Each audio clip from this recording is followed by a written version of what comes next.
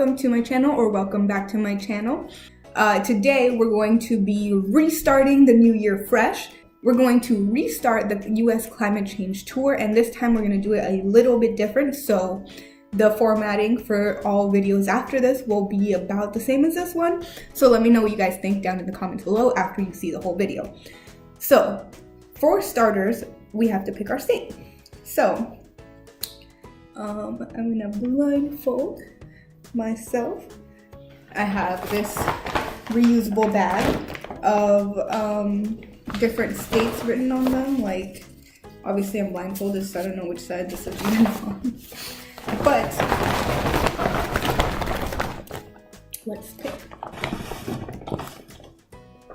Alright, so today we're gonna be talking about Florida. So I'll be right back. So today we're going to be talking about the Sunshine State. Surprisingly, the Key West has the highest average US temperatures.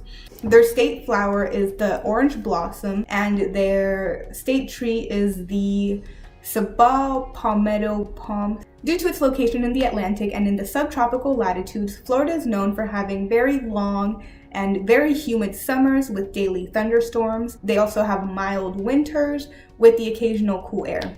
So the hottest month in Florida is actually July, with the average temperature of 82 degrees Fahrenheit, and the coldest month is January with the average temperature of 61 degrees Fahrenheit.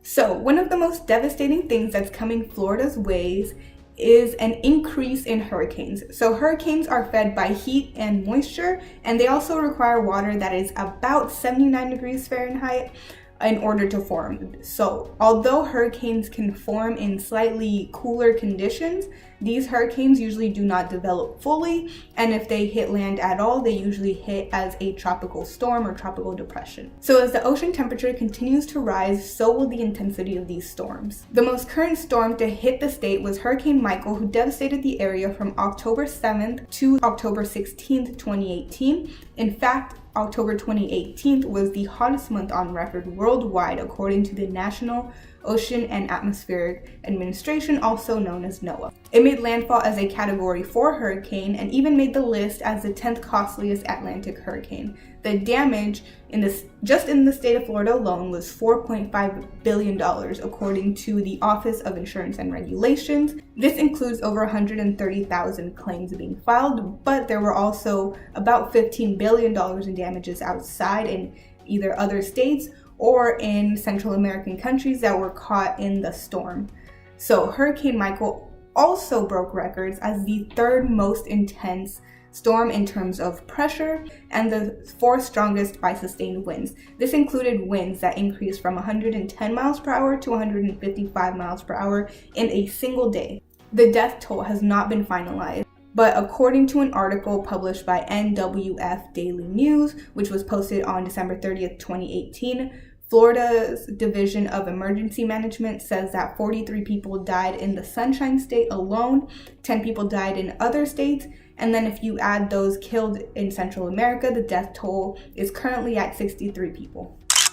So in addition to hurricanes, Florida is also seeing an increase in sunny day flooding. This is when water washes across roads and sidewalks on days when there is not a single cloud in the sky. High tides are to blame for this, seeing as tides are always more dramatic during new and full moons when the gravitational pull of the sun is added to that of the moon. Tides during the spring and autumn equinox are still even more dramatic because the moon's orbital plane aligns with the Earth's orbital plane to the sun, further increasing the height of the highest high tides. The highest high tides currently are 4.5 inches higher than they were in the mid-1990s. More alarming, the increases in the past few years have been significantly higher than they were during the first decade of the 2000s. So the fourth National Climate Assessment notes that the US on average is 1.8 degrees Fahrenheit warmer than it was 100 years ago, and that the seas surrounding the country are about 9 inches higher and climbing. In particularly, seas around Florida are 8 inches higher than they were in the 1950s, according to sealevelrise.org. This is mostly due to ice caps melting and is further complicated by the porous limestone that the state sits on. Traditional methods to combat this sea level rise, such as seawalls, would not actually work due to this porosity. Sea level is continuing to rise 1 full inch every 3 years. Scientists know this because sea level is measured every 6 minutes using equipment like satellites, floating buoys, and tidal gauges. As previously mentioned, Florida's water is very warm, and as temperatures continue to rise and emissions of CO2 continue at their current levels, more is being absorbed into the ocean. This is causing an increase in pH, which is going to devastate marine life along the coast and economically devastate fishing industries. The rising temperatures and emissions are the perfect recipe for coral bleaching because it helps breed seaweed and kills off algae that live in the corals and provides them with food. Their lack of access to food kills them, turning them white, which is why we call it coral bleaching. Scientists say that pH levels have already dropped on average from 8.2 to 8.1 on the pH scale. Because the pH scale is logarithmic, this is actually a 26% drop in the last century. According to Alex Wang, who is a professor of marine chemistry at Woods Hole Oceanographic Institute, as emissions continue to rise, globally pH is expected to decrease by 7.7 by the end of the century. This would undoubtedly have negative effects on other marine life and their development. Despite there being detailed research, former Governor Rick Scott questioned whether climate change even existed, going as far as banning the term climate change in 2015, according to records and interviews with former employees. This demon, who was elected to the U.S. Senate, has denied that the ban even exists. Scott's Senate campaign did not comment on his current climate change views, but they did mention focus on solving the flooding problem.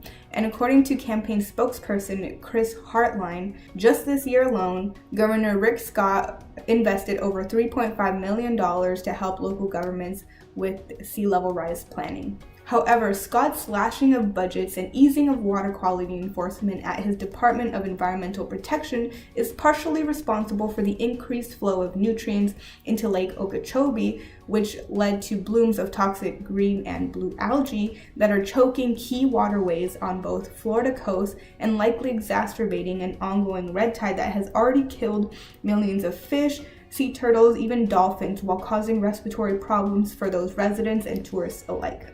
And the current governor-elect, Ron DeSantis, has said that he does not view climate change as a problem for the state to take on, except in terms of the flooding problem. That's basically like Trump saying, there was no affair, but I paid her anyways.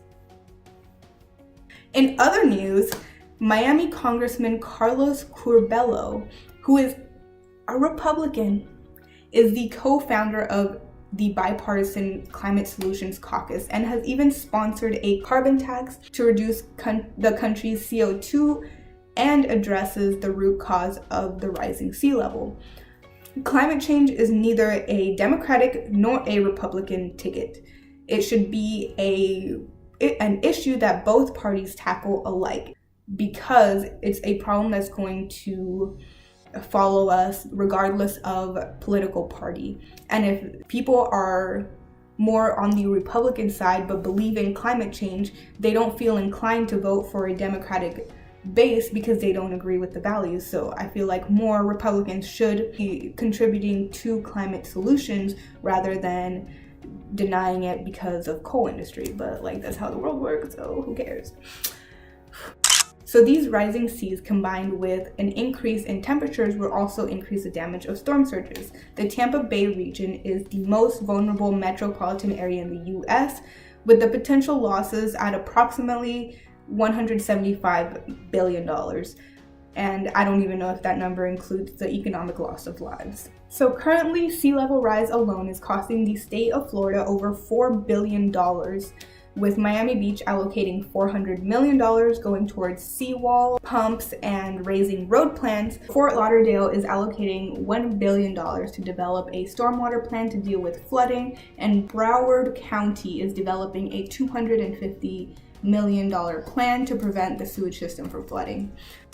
Alright guys, that is it for today. Thank you so much for watching this video. I really hope that I have taught you something about the environment or climate change or something, I don't know, anything. Also feel free to comment down below any like interesting facts or any experiences that you have in the state of Florida. Right now, we're going to be picking our next state. So,